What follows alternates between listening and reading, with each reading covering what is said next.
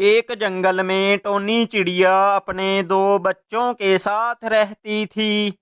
ایک دن ٹونی چڑیا بھوجن کی تلاش میں جا رہی تھی تو اسے زمین پر ایک زخمی باز دکھائی دیتا ہے۔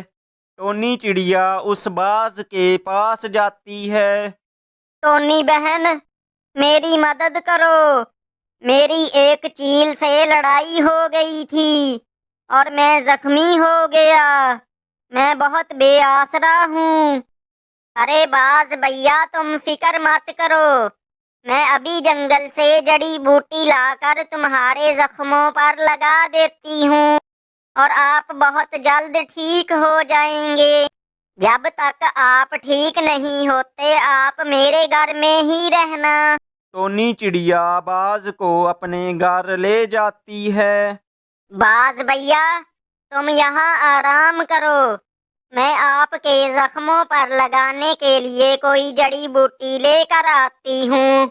ایسا کہہ کر ٹونی چڑیا اس زخمی باز کے لیے جڑی بوٹی لینے چلی جاتی ہے اور جلد ہی ٹونی چڑیا زخمی باز کے لیے جڑی بوٹی لے آتی ہے اور اس کے زخموں پر لگا دیتی ہے۔ ایسے ہی کچھ دن گزر جاتے ہیں، وہ باز ٹھیک ہو جاتا ہے اور چڑیا کے پاس والے پیڑ پر اپنا گھونسلہ بنا کر وہیں پر رہنے لگ جاتا ہے۔ باز کی چڑیا کے بچوں کے ساتھ اچھی دوستی ہو جاتی ہے۔ دن اور رات گزرتے گئے۔ ایک دن ٹونی چڑیا بھوجن کی تلاش میں جنگل میں نکل جاتی ہے۔ ٹونی چڑیا کے بچے باہر آ کر کھیلنے لگ جاتے ہیں۔ باز اپنے گھونسلے میں بیٹھا ہوا تھا، تبھی وہاں پر ایک ظالم چیل آ جاتی ہے۔ وہ چڑیا کے ننھے بچوں کو دیکھ کر بہت خوش ہو جاتی ہے۔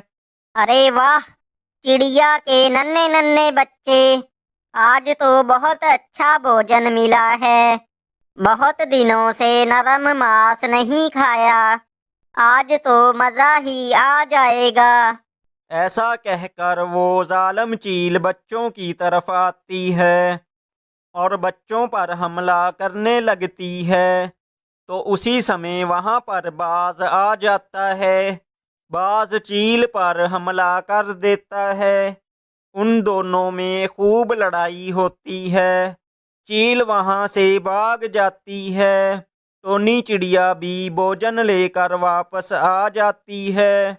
ٹونی چڑیا کے بچے اسے ساری بات بتاتے ہیں۔ ٹونی چڑیا اس باز کا شکریہ ادا کرتی ہے اور وہ مل کر خوشی خوشی رہنے لگتے ہیں۔ چڑیا نے باز کی مدد کی اور بدلے میں باز نے اس کے بچوں کی جان بچائی۔ دوستو، اسی لیے کہتے ہیں کہ کر بھلا ہو بھلا۔